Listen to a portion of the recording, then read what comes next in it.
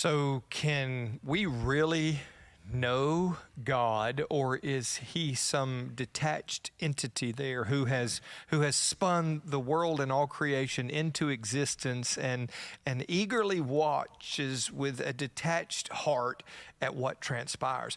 Or is God someone that we can actually know very intimately and very intentionally? Does he have a personality? I think these are things that have always really interested me. Hello and welcome to Practical Discipleship Thursday. Thank you so much for being here. That's what we're going to be discussing today. Can we know as we are known? And what does that look like? So guys, where do you want to jump in at? Dan? Man, we can jump in anywhere on this. Oh, good. I've honestly been thinking about this quite a bit, a lot beyond this morning, about can we know God and what is it like to know God? As I have looked at the prevalence, the emergence and the prevalence of younger generations, and it's creeping a little bit older all the time, using chatbots to get their information and get their counseling and get their pastorly advice, if you will. Right.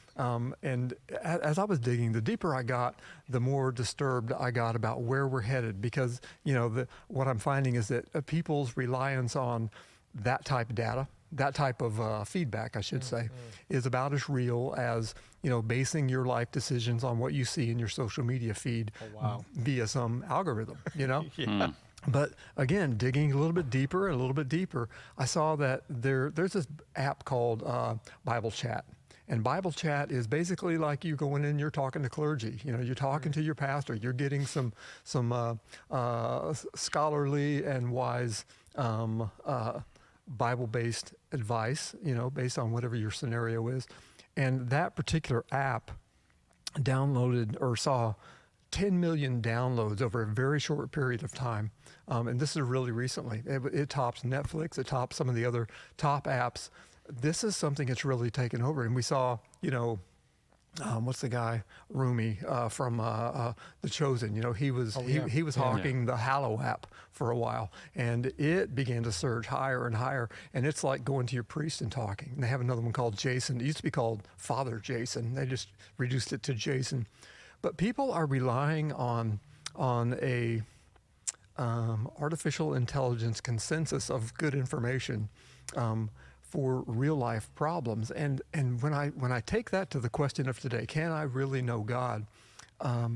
It makes me really think, what does it mean to know God? What's the difference between us just grabbing some information and getting it, and perhaps praying to the air? Because I think we pray. But I think sometimes we pray as if God isn't real, and we reduce it to, oh, God, help me, or oh, I need you now, God, without really putting any sense of relationship into that equation at all. What do you think? So, I think that one of the dangerous things that is the result of what we have experienced as a culture is that we have exchanged the informational for the relational. Mm-hmm. We talk about living in an information age, or an age of information. And for a lot of people, with good news, one, seeing that app downloaded to that degree tells me that people are really looking for information. In their minds, they may be looking for truth, which is what I'm hoping, and it sounds like they're turning to, this particular large language model. And see, you're right, that is the good news. And we need to consider that good news. We talked about it as recently as Wednesday night in our Practical Discipleship. People are coming through our doors that don't have a good context of how any of this works, what it's like to have a relationship. So, we, the church, the pastors, the people in the church, we should really consider what it is to have a relationship with God, and begin to help other people experience that same thing, experience that same relationship, because there is a real there, and there's also the, I thought I heard, kind of approach. Yeah. And it's when we talk about information, we've also substituted religion for relationship. And I know sometimes and that can be associated with information. Yeah. Right. Yeah. So it's again, it's the knowing about versus the actual knowing. I mean, you can know about me or you can know me. And that's it's two different things. So we have to keep that in mind. If God is not knowable on a personal level, then what's the point of it all? Yeah. I mean, I just have to ask that. I mean, I was thinking about this, and it kind of opened up to me this way. You know, then in Romans 8, you know, it talks about the in 8, 15. Says, "For you did not receive the spirit of slavery to fall back into fear, but you received the spirit of adoption as sons, by whom we cry, Abba, Father." Do we view God as our Father that has adopted us, or do we view God as that? I think about it this way, okay, if you're really troubled by the plight of orphans overseas, you have two options. You can hook up with an organization and you can spend $30 a month and you can sponsor a child. Or you can adopt that child, and when you adopt that child, you now bring that child into your home, into your family, and it becomes more than just I'm going to send a check every once in a while. And so often we want to look at God and treat God like he's our sponsor. Right. And when we have a need, we can reach out to our sponsor, but he's not. He is our Father who is there with us every moment, every step. Yeah, I think one reason why this discussion is more important than it may seem on the surface is, and I'm going to get into this very briefly, but I want to take what you both just said and make what I think is a very valid point or concern, is that in this new information age, when we're looking at the, AI, because I know people are going, oh, artificial intelligence, these large language models, whatever. When we look at that, the idea is that I can get the information and everybody knows there's not an actual entity on the other end.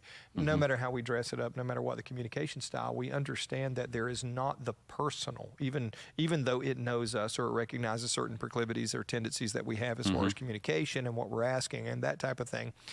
And I think that works so well in our culture because so many people are detached from the idea that God is that personable, knowable entity. He is not about just giving us information. And when that information, and it has been for so long, and this is what you said, religion. I believe that what we've done in churches for so long is we have taken the information as a substitute, the informational for the relational. And we have said, well, the informational is the functional relational, and that's just not the case. I remember listening to a story about an evangelist. I don't remember what the name of it was, and they said there was a young man, and the young man was telling the story, and he said the evangelist had come to their house and was spending the night in their house, and this was in the 30s and 40s. And this was a very popular evangelist, and as they would often do, they didn't stay in hotels, they would stay in people's houses, and he happened to be looking under the door at this evangelist getting ready for service. And as the young man peered under the door, he noticed something. He watched this event unfold, and it just changed him because the evangelist pulled his pocket watch out. He lost grip on his pocket watch. It fell to the ground. The evangelist reaches to the ground, picks up the pocket watch, and he puts it to his ear. And he could tell that he was distraught. And he looked at the pocket watch and said, "Father, please." And he said he took the pocket watch, put it back to his ear, and smiled. And he said, "Thank you." And he put the pocket watch back in the breast pocket of his suit. And this so impacted this young man to see that this was a man who had the type of relationship that I believe on the inside of every one of us, we know we were birthed for. We were created. And even just hearing, I was watching you as I was telling the story, Dan had this smile on his face because it is so natural when it comes to the relational. But I think the informational can be such a dangerous and cheap substitute. But I think we have to first know and realize and see that God is knowable and see ourselves as God seeing us as something that is worthy to be known and to be known by. See, and this is why, again, I was even looking into this in the first place because I feel like people are trading what could be a relationship for some really well-dressed, cheap substitutes. Yeah. You said, you can't dress it up, or however you said it. There's not the personal aspect. Right. But what's happening and how people are being duped and how people are being misled is that we do dress up this app really nice, and we make it look, as if, you're going to get an answer to, you're going to get a response today. Yeah. When I was growing up, they had this little 8-ball, and you would ask the 8-ball a question, and then you turn it, and you see what it said. Yep, you're going to get it. And if you didn't like your answer, you would just go again. Well, how does that differ in its? Well, maybe the likelihood of a reasonable answer is a little greater when you're working with a large language model that's been fashioned in such a way to bring an answer to a specific question.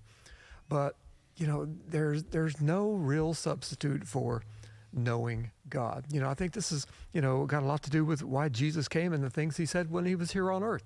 He said, well, you've heard it said, and then he would fill in the blank on what was really intended behind the particular thing that they had heard, and talk to us about anger, the anger and the hatred that we have in our heart, the bitterness that we have in our heart, in relation to the murder that we think is the one that is the bad one. It's like, well, think about what you're doing getting here. This is what it's like to have a relationship with God when the truth of that relationship begins to change how you function every day, because you can pray. You can pray just like when you pick up that watch and it's not ticking. You can pray and say, to the God that right? And with a simple request, man, I can't think of the number of times, as I was growing up. I mean, we've all been taught to pray, right? And we say these innocuous prayers, and I'm with family sometimes, and they say those kind of prayers at dinner. They say the whole thing, and it's not quite over because they're going to say this one more thing at the end. That's just placating. That's just placating things. Our supposed need to pray before a meal, or be seen praying before a meal, whatever the case is, as opposed to asking God for a blessing in that moment, asking him for something that he really and only can provide in that moment. I think there's a scriptural, I'd love to hear you guys speak to this. I think there's a scriptural pattern for keeping informational and relational in correct perspective, especially when it comes to our interaction with God, the God of the universe, the creator, the king of the universe, a particular entity I'm referring to on purpose. But I think that the model we see, and we can pull it directly from Proverbs, says that the fear of the Lord is the beginning of knowledge. The fear of the Lord is the beginning of wisdom, which is applied knowledge, functionally. But think about what that's saying. It is respect for the person that creates the correct assimilation of the information. And that's all the difference. And this is one reason I don't really fear AI. And I'm just going to speak very candidly. This is one reason I don't fear a large language model, because I think it can give us very, very quickly, very, very concise information. It's information that you can check out and you can see if it's true. And I would suggest people validate if there's uncertainty. But all of that language is designed to be simply a mechanism, not a substitute. And I think that if you begin to substitute, and this can happen with any believer, this can happen within any context, if we begin to substitute the information for the relation, there becomes a detachment that becomes detrimental not only to that relationship with God, but it begins to show up immediately. And this is what we're seeing in our culture. It begins to show up in the form of a detachment and a coldness towards humanity. Now, the Bible tells us that in the last days they will lack natural affection. Knowledge or information without relationship leads to this coldness that humanity was never intended to be or to have, or a perspective they're never intended to hold. It's that relational synergy that makes that knowledge, that truth, that wisdom something that creates a greater cohesiveness. Take that away from something relational, and we all just become a logical decision. We all just become, a fact, a truth, a science experiment. Something that is based again off the observation and the information, not off the intimacy of knowing. Right. Yeah. Every leader understands this. Every good leader. Let me say this. Every good leader understands that you're leading people. and understands the beautiful, intricate, sometimes complicated perspectives contained within each little packet of humanity. A good leader loves and deals with appropriately. I mean, Right. you know, I work with you guys, and you guys are both of you are very, very different. I'm very different than you guys. Honoring and having a correct perspective with God is like this. I address you and deal with you based upon you personally. And I think that is something that is doable and it's obvious. And when that information is given to enhance that relationship with God, it can become incredibly valuable. I mean, it's necessary. Think about what we wouldn't know was possible with a relationship with God if we didn't have certain information, that was consistent with that reality. Right. So it's a beautiful balance, but God can be known. And, for me, growing up in a Christian home, I remember Kim when she first came to Christ. She was raised in Catholicism, which had a lot to do with form. It had a lot to do with religious activities that were not associated necessarily with a personal relationship. And I remember, Kim being my wife, I remember when I introduced her to the Bible and she began to realize that Jesus, that God was somebody who she could know, not just somebody for whom she performed. Do you see? It's like having a boss. You want to do what makes that boss happy. That's different than knowing that boss and taking that vision and that heart of that boss and running with it. God wants sons and daughters, not robots, not people who just do as, little dronish entities what it is, he thinks they should do. And there's a world difference between that, and that relationship is something that's beautiful. I agree. Yeah, I mean that's said well. I mean the scriptures are full of comparisons to our personal relationships with other individuals. It talks about husbands we're to love our wives the way Christ loves the church. It brings that perspective in. Well, you love your wife. Well, you first had to come to know your wife. Yeah, you know what I'm saying, and you're hopefully still learning, because we're all complex individuals. I do just say because it's Thursday. Today's a different day than yesterday. So that, right. But the adoption, the fact that we're joint heirs with Christ, we're sons and daughters. We're not servants. Yeah. And we can have that intimate personal relationship because, just like you talked about, a good leader deals with his people. God doesn't necessarily speak to me the same or communicate to me the same way he communicates to you. And that's okay because right. he talks to me or communicates to me, in a way that's personal, in a way that I get. Yeah, and even through us in a way that is personal and different. Absolutely. And unique. Yeah. And we God is just so incredible to see. I mean, just sometimes all you have to do is just look around. Right. God is talk about creative. Yeah. I mean, look in nature. Oh yeah. Just look at birds. Just look at birds and all of the different, and you see how creative he is. Yeah. And we can know this. We can not know this about him. We can know this in relationship with him. Right. It's an echo of his personality and his Right. person. So I want to ask you both a question. So Dan, I'm going to give you just a minute to think this through. So Clay, this is going to be going to be unfair for you. That's okay. But I think it's important, and this is kind of where I want us to kind of bring this thing to something very utilitarian, something very practical. So if God is knowable, and if God is personable, what has been the greatest catalyst in your life for encountering that? We have a terminology here, an encounter culture. Our desire is that when people come to RockFish, they encounter God, and that's what makes the difference. But for you personally, what has been the greatest catalyst for encountering God for you? And I know there may be a lot of different avenues and ways that you have connected and encountered, but what is the single greatest way of connecting with God? Way of connecting or things that have brought that about so whatever. that I know how. The greatest catalyst for the ability to connect has been the hard stuff in life. It's been going through some stuff. It's seeing, our marriage in trouble. It's seeing hard times. that's when you really get to know. That's when this relationship becomes real. It says God is near to the brokenhearted. Well, you don't know that if you don't experience it. You know, I related it to when we bought the car we have now. Mm-hmm. You know, I upgraded from a 2001 to a 2020. Big upgrade. Okay, cars have changed a lot. We went and bought the car. It was daytime.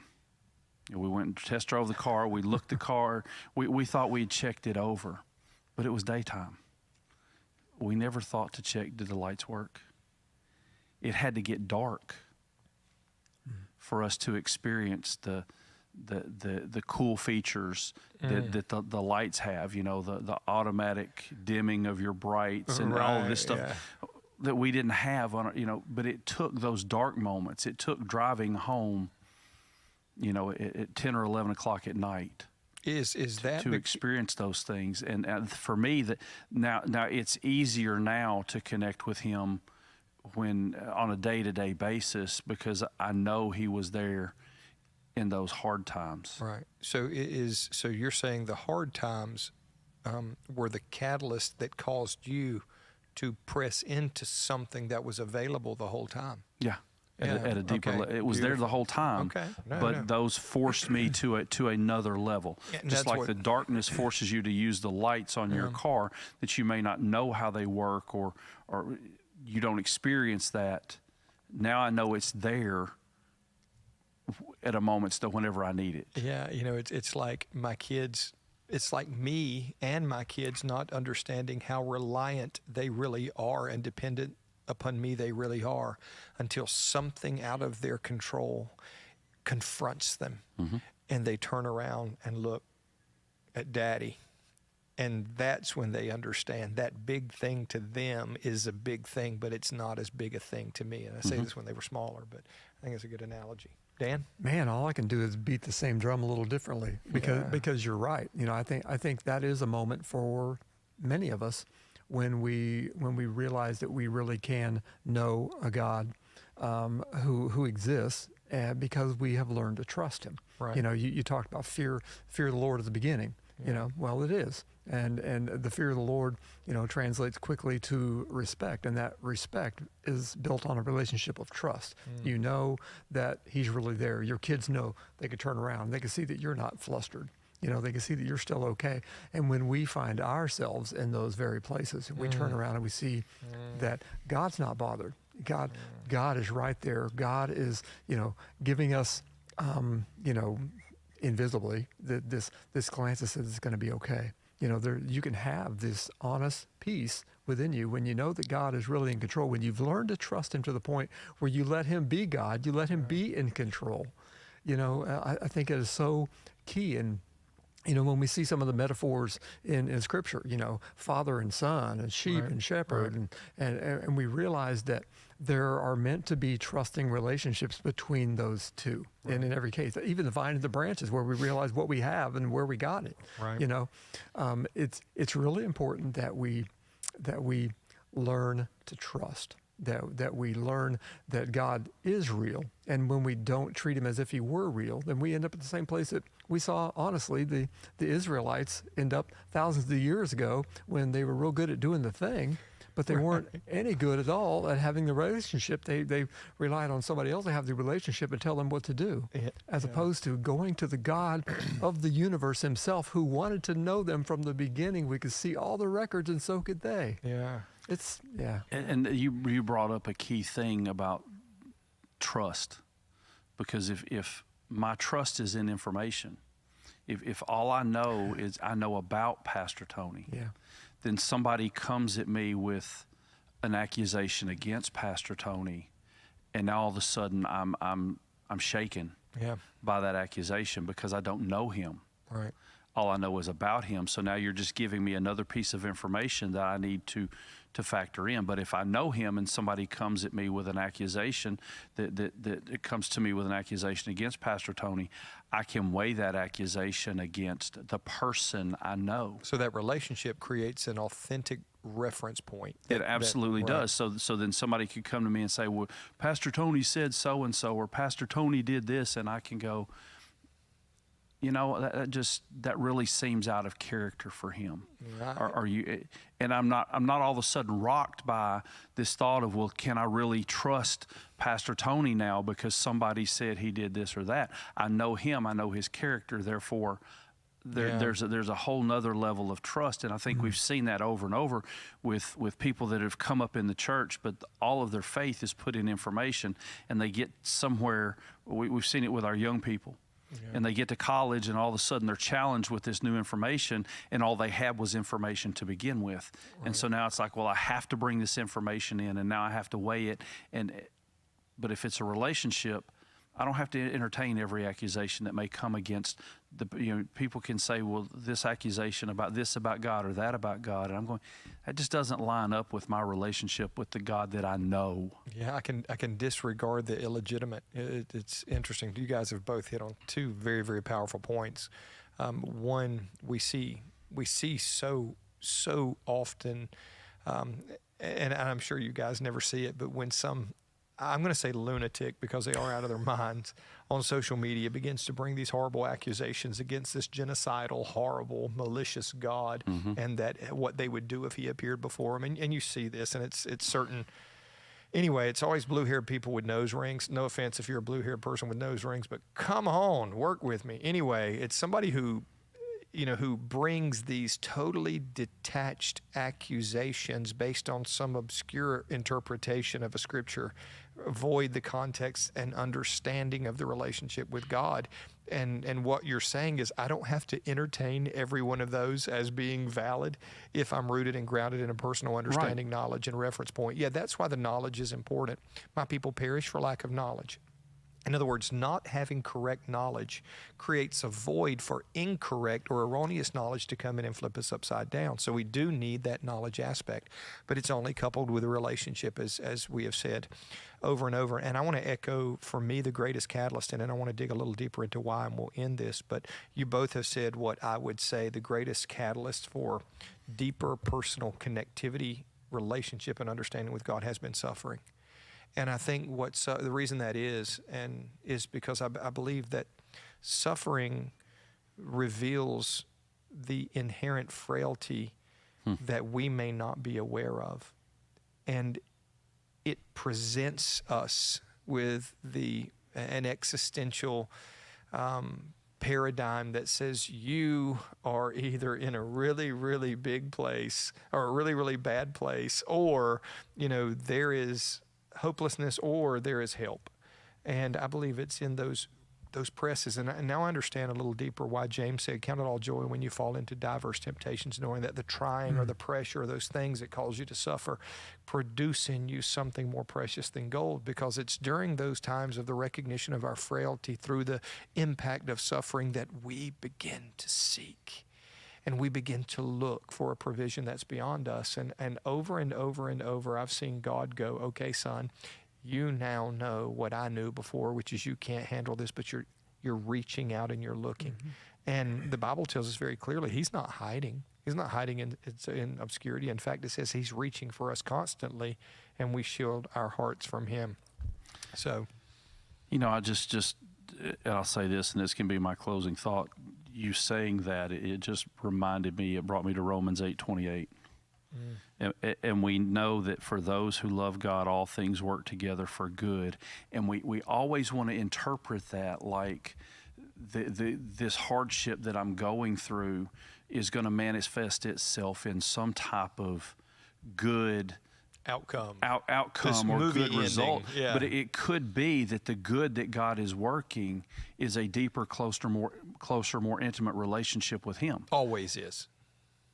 Not sometimes, it always is. So we get focused on, okay, so God's going to work this for good. So at some point, I'm going to see out there, I'm going to see some good out there, and God's going, no, the good is in here. The good is in our relationship. The good is in I have now burned away something in you that needed to be gone, and not always some type of we interpret that as that means there's going to be a blessing at the end of this. Yeah, because I've seen so many people fall into that trap and say, nothing good come out of this. And I'm going, so there was no greater faith, trust, or transformation on the inside of you.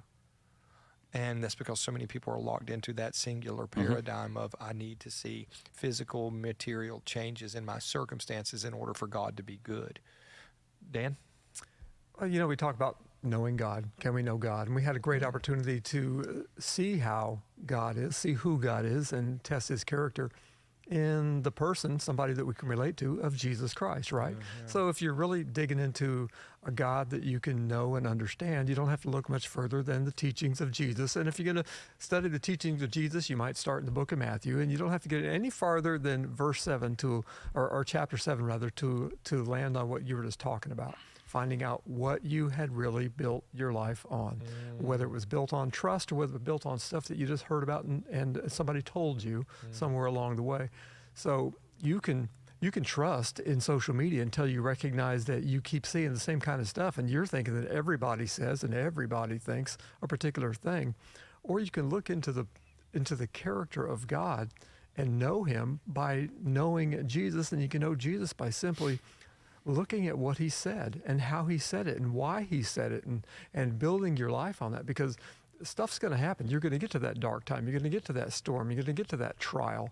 Right. And you'll be wondering why it all fell apart. I know so many couples who've gone through very distinct hardships, and out of those couples, it's probably 15 or 20% who remained a married couple in the wake of these tragic events in their lives. And it's because they were building their lives on the wrong thing, and they may be professing Christians. They may be people sitting next to you in church this coming Sunday or last Sunday. Right. But not everybody who hears takes the time to know about God and know who God is personally. But it is available to us all. Yes, it is. And it's been available and made available to us at a tremendous cost, and that cost is the sacrifice made by Jesus Christ, that we might know and be known as we are known by the Father, that our relationship could be restored. I want to invite you, if you do not know God, if you are not in intimate personal relationship, you can be. He says those who call on the name of the Lord will be saved, will be restored, will be positioned to know and be known of God like never before. It's available to you and it's available to me. And we are very grateful for that. Thank you so much for being here. We look forward to seeing you next time right here on Practical Discipleship.